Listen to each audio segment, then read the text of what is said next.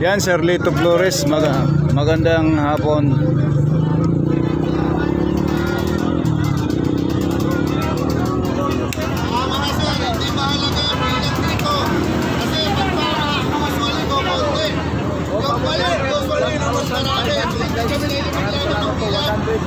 Ang mahalaga dito, kami ay nasa tama.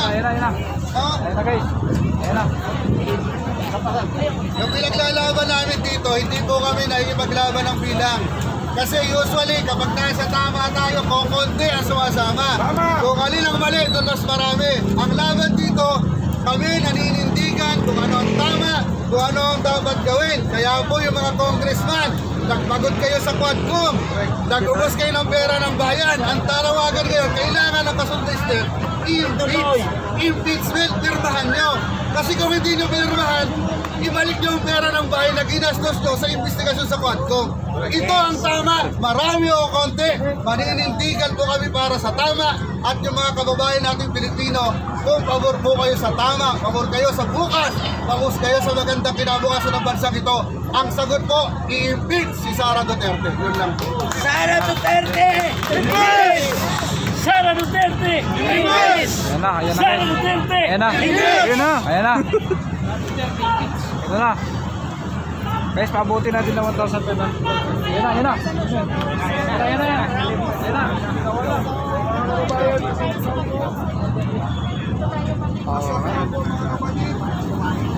Ay, naklaro ng PM na dito. O, konti kayo. Konti dito. Pag tama, usually konti. Walang masamang manindigan para sa tama. Pagtawanan man tayo, langawin man na sabihin nila, hindi nakakaya, tama yung pinaglalaban. Pagod na kami, ano? Pagod na kami minumura. Pagod na yung mga kabataan namin, nagmumura na rin. Pagod na kami. Pagod na rin kami sa grandstanding ng mga congressman. Grandstanding, puro mapogi. Pagdating ng pirmahan, wala na. Sayang ang pera. Ay, pamahagi na lang sa ating lahat, sa lahat ng Pilipino. Okay ba eh? Sinayang nila, diba? Ilang araw na ganyan. Magkano ang budget? Kada isang araw na hearing sa Quadcom, milyon-milyon. Tapos ngayon, sasabihin ni Congressman Abante, eh parang hindi ko na bill. Umay ka lang ba? Tama ba yun? Hindi mo biglang bill. Base lang sa feeling na. Kaya Congressman Abante, kung ikaw ay mayroong kung ano man, diba? Manindigan ka. Diba? Pangunahan mo yung impeachment. Ano lang naman yan eh. Diba? Kasi ang dami-daming sinasabi doon. Sino ba? Hindi lang naman si Abante, yung mga kasama natin doon. Pati yung taga-tingog, diba?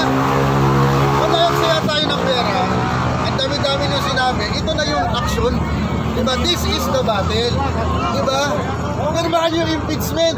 Diba? At yung naman mga grupo na iba-iba, akbayan, makabayan, o kung sino man, panahon na po para magkaisa. Hindi ito battle na ideolohiya. Ito ay battle para sa totoong dapat gawin para sa bayan. Diba? Impeach. Pirmahan nyo. Hindi naman ibig sabihin ma-impeach agad eh. Diba? Maghain ng ebidensya. Kung talagang walang kasalanan si Sara Duterte, doon ibase, hindi wag iboto para sa impeachment. Pero kung may kasalanan, i-impeach. Diba? Hayaan natin ang Senado, diba, ang maging battle sa impeachment at maglagay ng magagaling na prosecutor para mapatunayan yung mga pinagsasabi. Kasi hindi pa pwedeng puro salita lang eh. Diba? Puro ngaw lang, gusto lang mailik. Hindi ganon. Gumawa ng pagkilos. Diba? Para hindi sayang ang pera nating lahat na binabayad sa kada hearing nila. Kasi pera natin yun eh. Diba mga kababayan? Yes. Pera natin yun. Pinagkakain nila, pinanghuhopya. Diba? Nasabi ng isang tumatakbo senador ay inagawan daw siya ng hopya. Aagawan ka talaga ng hopya kasi wala ang kwenta. Diba? Yes. Okay. Sir, paano yan sir? Sabi hindi daw matututukan kasi merong parating na eleksyon. Oh, hindi matututukan. Yes sir. Ibig sabihin lang no, pag hindi natutukan, alam mas mahalaga, sarili nila o bayan? Pag hindi natutukan, huwag niyo iboto. Kasi ibig sabihin, hindi na kaya tutukan yung pangailangan ng bayan. Ang kailangan ng bayan, yun dapat ang unahin. Yes. Hindi yung eleksyon na sarili nila yun eh. Tama. Oo. Diba? Selfish pag ganon. Nagaksaya nga sila sa Quadcom, pabida sila doon, pa-TV ba? O pumirma kayo sa impeachment kung talaga naniniwala kayo may kasalanan. Diba? Ganun lang yun, kasimple. Simplehan lang natin yung logic. Pag hindi yan nagsipirma, ibig sabihin, bukod sa takot, walang pakialam sa gusto ng taong bayan. Or nabayaran. Or nabayaran, di umano. Di Allegedly. Or nabayaran, question mark po yan ha, may question mark sa dulo. Mahirap na. Takot daw sa ano, sir? Iglesia. Nabayaran. Daw. So yan lang, yan lang. Ito bang inyong protesta ay simula pa lang? May na-expect ba tayo mas malaking crowd after this? Ang panawagan po kasi natin ay sumama yung may gusto. Kasi kami po sa totoo lang, nagambagan kami dito eh. Sinasabihan pa nga kaming maungurakot daw nung pagikas eh. Ito po, ang baga namin yung gastos dito, may mga nagdo-donate. No? Kaya taong bayan po itong protesta na ito. So, marami o konti, tuloy po ito. Kaya kasi nga gaya na sabi ko, hindi naman na may measure yun sa dami. Kasi usually, dahil ng panahon ni Kristo, ang nagpapako kay Kristo, mas marami sa naniwala kay Kristo ng panahon na yan. Ganon po ang laban ng katotohanan. Nagsisimula sa konti, eventually dumadami.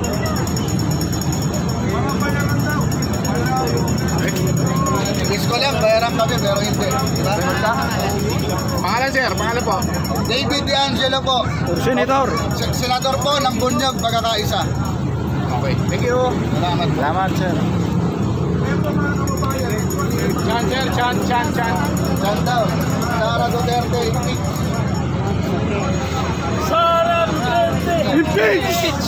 Sara Duterte, impeach! Sara Duterte, impeach! Sara Duterte, impeach!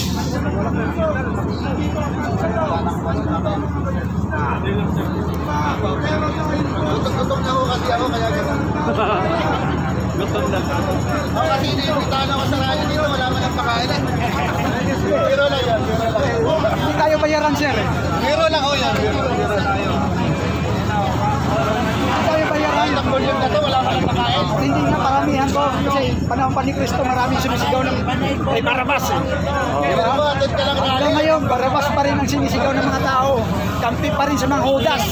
Ano masasabi niyo ngayon kasi medyo tahimik na po si Vice President Sara Duterte? Ano ang komento niyo doon? Ano masasabi niyo? Sawan-sawa ka sa kahirapan at justisya para lang sa ilan.